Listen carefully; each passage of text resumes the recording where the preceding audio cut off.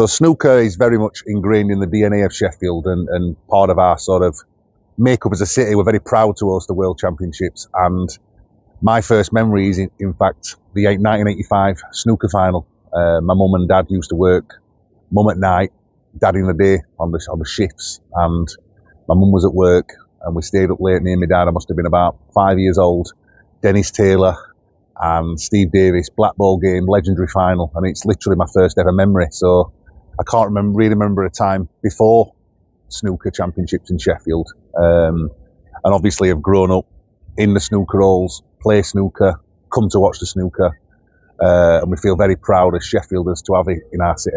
Yeah, I think people of Sheffield feel very passionate about snooker. It's a sport we all love. I would say I only really like three sports: football, boxing and snooker. And Sheffield, even to this day, has a sort of host of snooker halls all across the city, and you go in there and often very busy.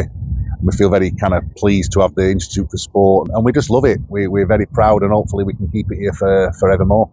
First time coming here, I must have been a kid. Ken Doherty, I seem to think it were. And I used to sometimes catch a bus from my school at Ranmore. I used to deliberately come through town, and I used to be a snooker group. I used to wait outside the Crucible and met them all. Stephen Hendry, got Ken Doherty to sign my bus ticket once, which I've still got randomly because I'm a loser. But yeah, we love it. And obviously you would see the players in and around the city. My family are from Upperthorpe, and there are some legendary stories of Alex Higgins and Jimmy White doing the rock and roll wild man thing with some of my relatives in the 80s and the 90s, which are sort of treasured legendary tales in our family. What kept me coming back, I guess, is history and pride that we've got this amazing thing in the city. I mean, the Crucible is an amazing place, a very special atmosphere, and it's hard to describe unless you've sampled it in person, but there's a moment when the referee sort of calls for quiet and the sort of hush descends.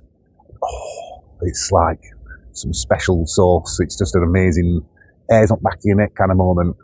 And obviously, because I've got a snooker, a lot have come to know a bunch of people who are connected to it. Brendan, the referee, who's from Sheffield, we're very proud of what he's gone on to achieve in the game as a local boy.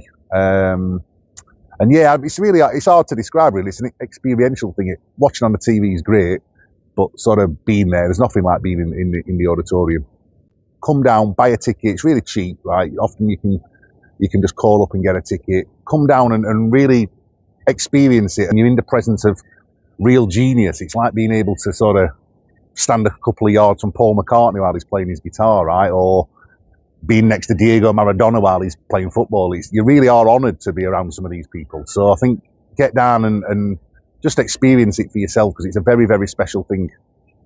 If you look at Sheffield in a sporting capacity, football was literally invented here. The world's oldest football club, the world's second oldest football club, the oldest continually used ground. You've got two football clubs who pull amazingly large attendances for where they are in the kind of pyramid of football. World Snooker Championships, you've got the outdoor city, England cricket captains, two of them living here. It really is an amazing city. There's now big paddle clubs opening, and I think it's just a thing that you want to sort of encourage. My kids play a host of sports right across the city. They're involved in Sheffield Sharks and a bunch of other things. And I think we're very lucky to have that. And it's something that you don't want to take for granted. Get out there, use it, and experience it, because I feel very lucky as a Sheffielder and a lot of civic pride in the fact that we've kind of got snooker championship and invented football and such like. It's a great thing. I am, as many people will know, a huge advocate of the city of Sheffield. I think we're not somewhere that trades on former glories. It's very much now in a musical capacity, for instance, Bring Me the Horizon, the ratings, self-esteem, flying. This before you go on to the amazing history. British electronica invented here. Obviously there's a load of amazing culture and art. Add the sport into that. The greenest city, more trees than any other Western European city.